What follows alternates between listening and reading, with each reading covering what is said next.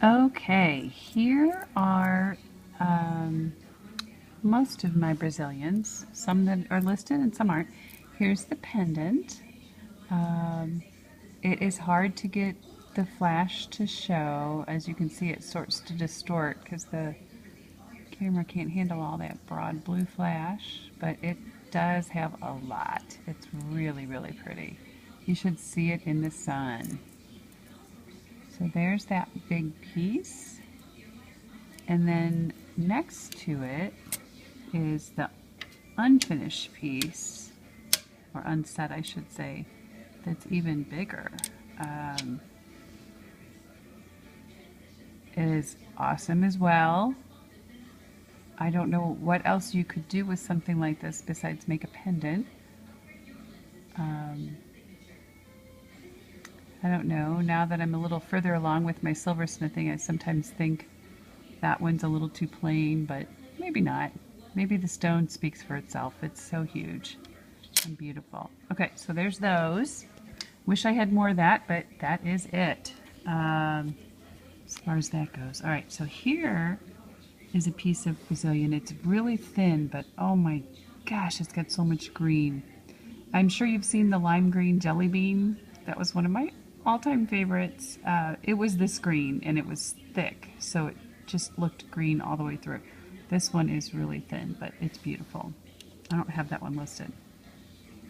This one I do, and it's awesome. It doesn't have a ton of fire, not like that other one, but there's a really nice bar in there that if you catch the light just right, it's a little bit directional, but it is really pretty. This would make an awesome pendant too. It's very, very clear, very pretty. There's that. And then this is kind of ridiculous. I never should have left this so big. It's this giant chunk, not as clear as the other ones. It's got tons and tons of fire, and I just basically shaped the stone instead of coming up with a plan, figuring out an attractive cut. I've never done anything with it because it's so big and so clunky. I'm not sure what to do with it, but it's not really for sale either. I don't know. I would never know what to price it. Maybe one of these days I will bring myself to cut it into another piece and do something different. I don't know. Anyway, so here's a ring.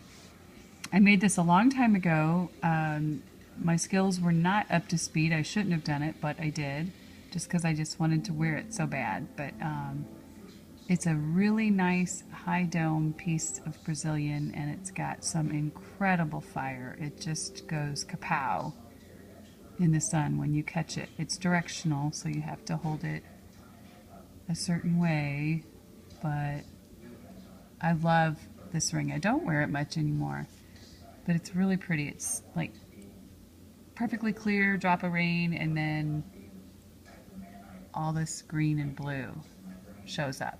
Yeah, it's real pretty. I should wear that more often. Okay, so here's, what is going on with that? Sorry. Here's that white one that you have been looking at that is very pretty. I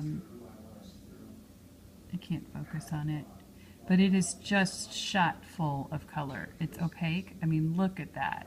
That is awesome. Very, very full of fire. And here is the Easter egg, and it's much more fiery, of course, on the one side, you can tell, but this side's nice too. It just has it has stripes in it, and one of them happens to be opaque, but it's very pretty. And I didn't polish it on the back. I don't know why. I don't think I realized I hadn't done that, but I could do that real quick because it's pretty. It just didn't get polished. But anyway, that's a real pretty piece, but it just looks like an Easter egg, which I love, but would make a nice pendant. Not a ring, it's too thin. And my final piece is another little piece of crystal. I think this one's listed. It has a lot of green. It's a little bit thicker. Could make a ring. Probably not the best ring material, although it's not bad, and Brazilian is harder, so I don't know, it might work. It's very pretty. A lot of green. That's all I have. I'm going to send this to you now. Bye.